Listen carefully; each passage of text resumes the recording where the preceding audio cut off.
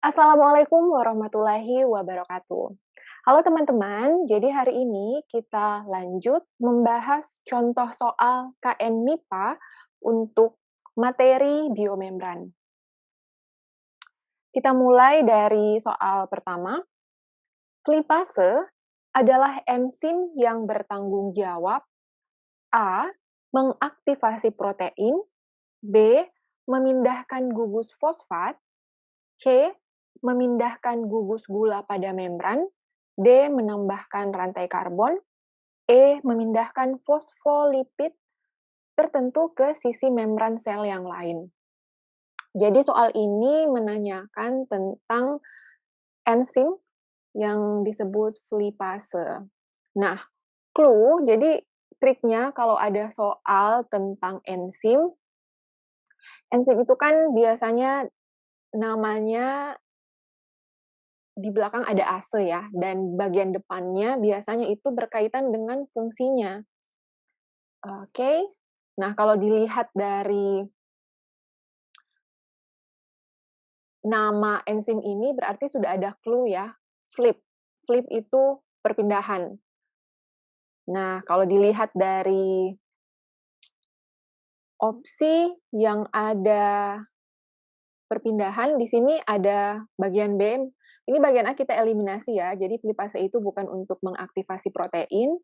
Bagian B memindahkan gugus fosfat, bagian C memindahkan gugus gula pada membran, bagian D menambahkan rantai karbon, ini bukan untuk menambahkan rantai karbon. Bagian E memindahkan fosfolipid tertentu ke sisi membran sel yang lain. Nah, yang betul untuk jawaban ini, untuk soal ini adalah bagian E. Jadi lipase itu adalah enzim yang berperan untuk memindahkan molekul fosfolipid. Jadi membran sel itu kan terdiri atas fosfolipid bilayer. Nah, ternyata fosfolipid bilayer ini tidak statis, tapi dinamis. Jadi molekul fosfolipid pada sisi membran itu bisa berpindah dari satu sisi membran ke sisi membran yang lain berkat adanya bantuan enzim yang disebut lipase. Oke, jadi bisa ya kalau misalnya ada soal lagi tentang dinamika membran. Jadi untuk soal yang tadi itu materinya terkait dinamika membran plasma, pergerakan molekul tadi, pergerakan molekul fosfolipid dari satu sisi membran ke sisi membran lainnya itu disebut gerakan flip-flop. Oke. Lanjut ke soal selanjutnya. Pergerakan molekul-molekul penyusun lapisan ganda fosfolipid atau phospholipid bilayer pada membran sel memungkinkan terjadinya penyisipan protein atau molekul lain. Nah, pergerakan molekul tersebut ditentukan oleh apa? Jadi soal ini juga terkait dinamika membran, muncul di tahun 2015. Jadi apa sih yang mempengaruhi dinamika membran sel? Pergerakan-pergerakan molekul penyusun lapisan ganda fosfolipid. Nah,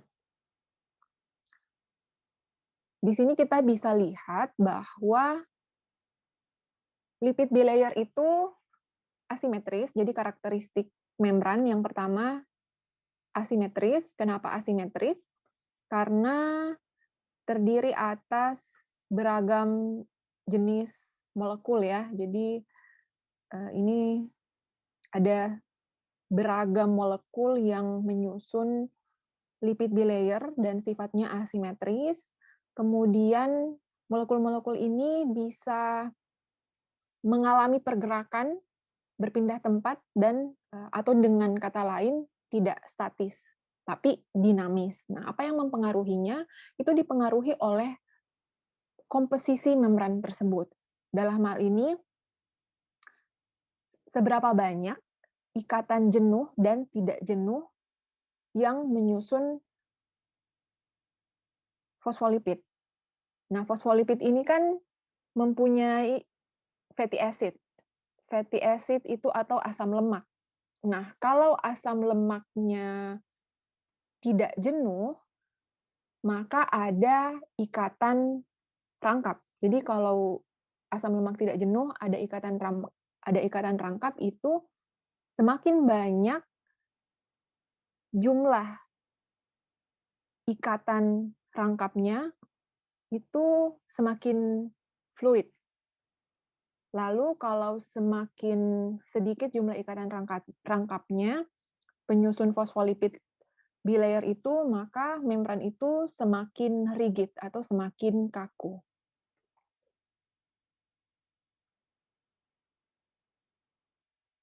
Oke, jadi ini kita lanjut ke soal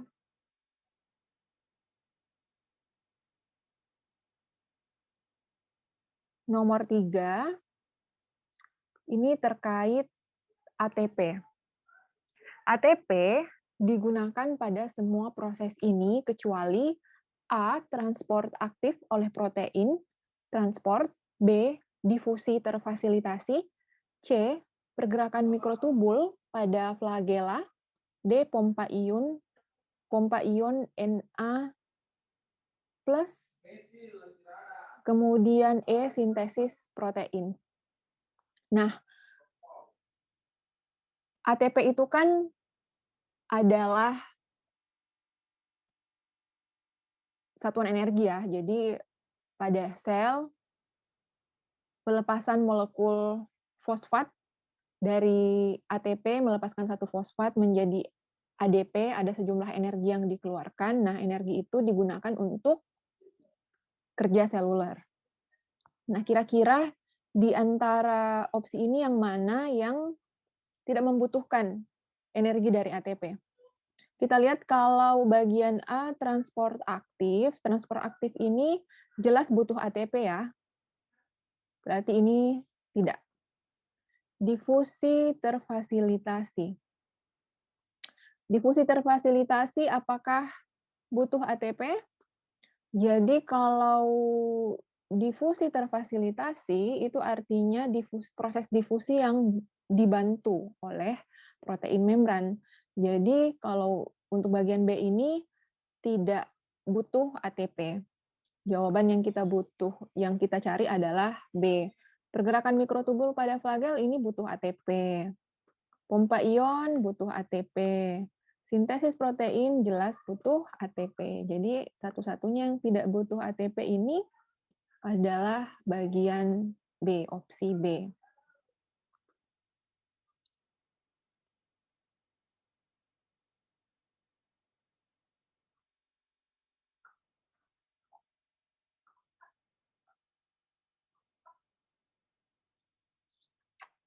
Jadi soal yang tadi itu terkait transport pada membran. Sebenarnya ada dua jenis transport pada membran. Yang pertama adalah transport pasif, yang kedua adalah transport aktif. Apa karakteristik dari masing-masing jenis transport ini? Jadi kalau transport pasif artinya arah pergerakan molekulnya sesuai dengan gradien konsentrasi dan tidak membutuhkan energi. Dalam hal ini dari ATP. Kalau transport aktif, gerakan perpindahan molekulnya itu melawan gradien konsentrasi sehingga membutuhkan energi, dalam hal ini ATP.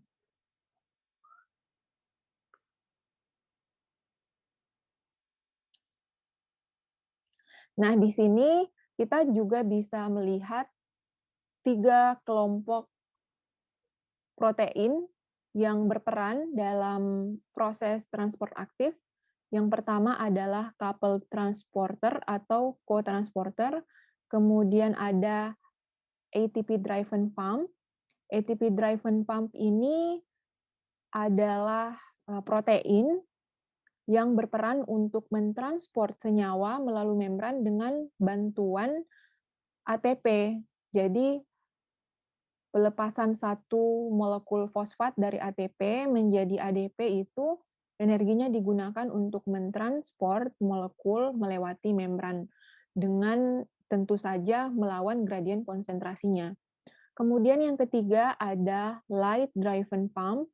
Kalau light driven pump ini energinya bukan dari ATP, melainkan dari foton atau energi cahaya. Nah, untuk light driven pump ini misalnya bisa ditemukan pada jenis Bacteriorhodopsin.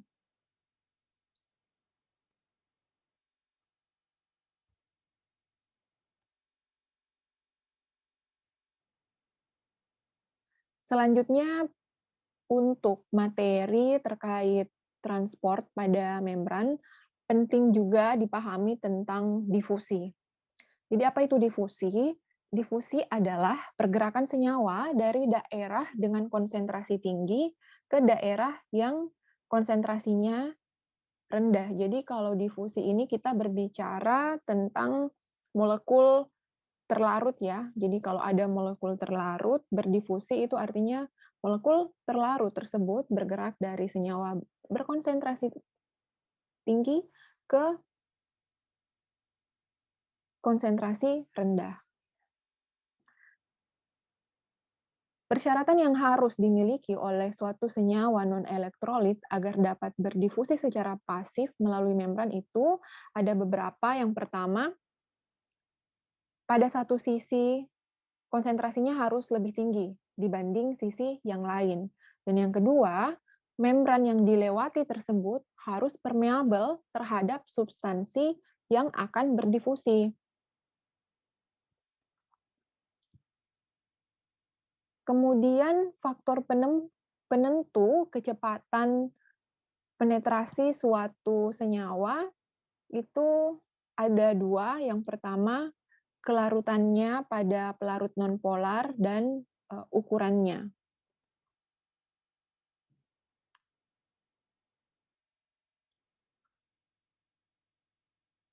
Oke,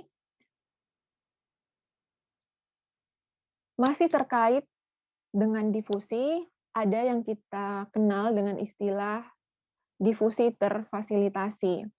Jadi difusi terfasilitasi ini sama, difusinya pergerakan molekulnya itu dari daerah yang konsentrasinya tinggi ke daerah yang konsentrasinya rendah. Jadi karena difusi ini melalui membran ya, jadi melalui membran, maka satu sisi membran itu konsentrasi molekul yang berdifusi harus lebih tinggi dibanding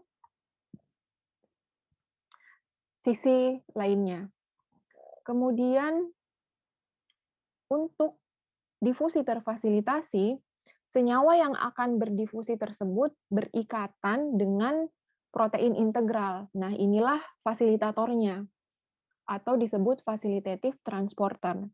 Nah, di sini kita bisa lihat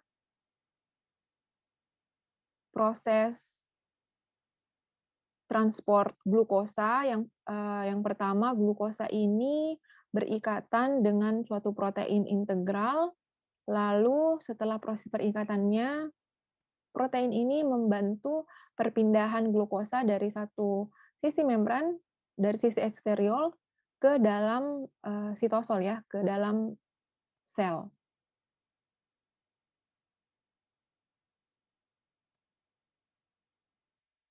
Nah, kalau dari gambar ini kita bisa melihat bagaimana perbedaan antara aktif transport dan pasif transport atau transport yang membutuhkan energi dari ATP dan transport yang tidak membutuhkan energi. Jenis transport pasif itu molekulnya bisa langsung melewati membran, atau disebut juga difusi sederhana, atau bisa juga melewati membran dengan bantuan protein integral. Inilah yang kita sebut sebagai difusi terfasilitasi. Sedangkan di bagian sini ada aktif transport, di mana molekul itu melewati membran, melawan gradien konsentrasinya, dan membutuhkan energi dari ATP.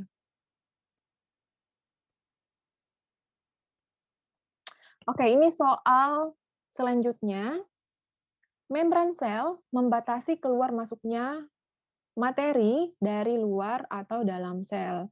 Manakah molekul yang dapat langsung menembus membran sel? A. OH-, B. H+, C. CO2, D. Glukosa, E. Asam amino. Jadi, sifat dari membran sel itu semi permeable. Nah, kalau semi permeable artinya tidak semua molekul dapat langsung melewati membran. Nah, pertanyaannya sekarang, kira-kira di antara kelima opsi ini, yang mana yang dapat melewati membran sel? Nah, kita lihat di sini, karakteristik lipid bilayer itu permeable terhadap molekul kecil non-polar, misalnya O2 dan CO2. Jadi, kalau O2 dan CO2 itu bisa langsung melewati membran sel ya, dan tentu saja itu sangat penting bagi manusia. Bayangkan kalau misalnya O2 dan CO2 itu tidak bisa keluar masuk ke dalam sel secara bebas. Kalau misalnya membran plasma sel kita itu tidak permeable terhadap CO2 dan O2, sementara CO2 dan O2 itu sangat penting ya. Kita membutuhkan O2 untuk respirasi seluler, menghasilkan ATP, dan zat-zat sisa dari proses respirasi seluler itu kan CO2, itu harus dikeluarkan dari tubuh.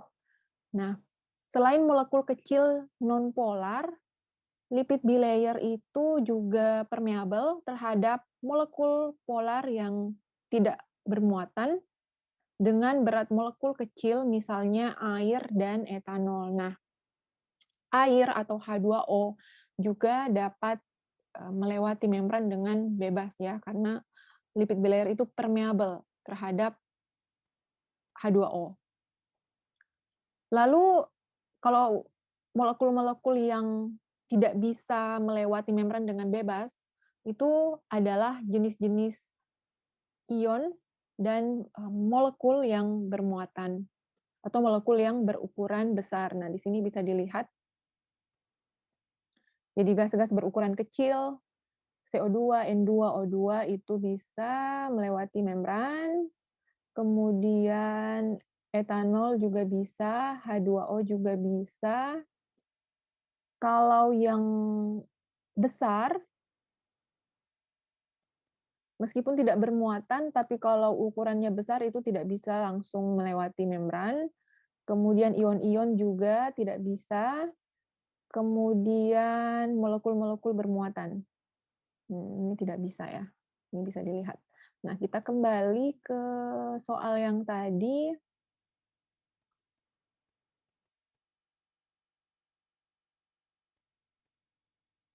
Nah, tadi kita sudah bahas, sekarang sudah jelas ya, kalau OH- karena bermuatan, ini tidak bisa ya. H+ juga ion ya, ion. Ion tidak bisa, glukosa ini ukurannya besar. Asam amino juga ukurannya besar, jadi satu-satunya yang bisa di sini adalah CO2. Oke, jadi itu adalah beberapa contoh soal terkait biomembran. Jadi untuk hari ini kita membahas beberapa contoh soal terkait dinamika dinamika membran, kemudian transport, jenis-jenis transport yang terjadi pada membran. Jadi pertanyaannya adalah, bagaimana sih sebenarnya molekul dari luar sel itu bisa masuk ke dalam sel? Jadi ada transport aktif, transport pasif. Nah, protein-protein apa yang berperan dan jenis-jenis transportnya apa saja, itu salah satunya bisa saja naik dalam soal-soal olimpiade. Kemudian yang langganan naik ini sebenarnya ini, soal yang terakhir. Jadi, pengetahuan kita tentang jenis molekul apa yang bisa bebas keluar masuk membran dan jenis molekul apa yang tidak bisa keluar masuk dengan bebas, dalam hal ini yang bermuatan yang ukurannya besar, kemudian, ion-ion itu tidak bisa langsung melewati membran tanpa adanya bantuan. Nah, ada mekanismenya, apakah melalui difusi terfasilitasi atau melalui transport aktif. Oke, jadi itu, beberapa hal tentang contoh soal KN MIPA terkait membran. Selanjutnya di video selanjutnya kita masih akan bahas beberapa contoh soal lagi. Oke, sampai jumpa di materi-materi selanjutnya. Jangan lupa dibaca lebih detail lagi tentang materi membran sel, karena kalau untuk soal olimpiade ya, kalau untuk soal olimpiade biasanya soalnya tidak terulang, jadi kemungkinan soalnya terulang itu kecil. Meskipun beberapa kali ada soal yang terulang dari tahun ke tahun, satu 2 nomor itu terulang. Jadi kalau misalnya soalnya terulang itu artinya bonus buat kita. Tapi meskipun soalnya tidak berulang, sangat besar kemungkinan materinya atau topiknya itu berulang. Jadi kalau misalnya dari tahun ini ada yang menjadi soal, ada yang menjadi opsi kan.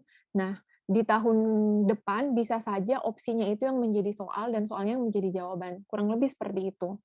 Topik akan terulang, tapi soalnya mungkin berubah bentuk, tapi tetap mengukur kompetensi yang sama. Misalnya, kita tetap harus paham bagaimana proses transport pada membran, kita tetap harus paham bagaimana dinamika membran sel, seperti itu. Oke, cukup untuk hari ini. Sampai jumpa di video selanjutnya. Assalamualaikum warahmatullahi wabarakatuh.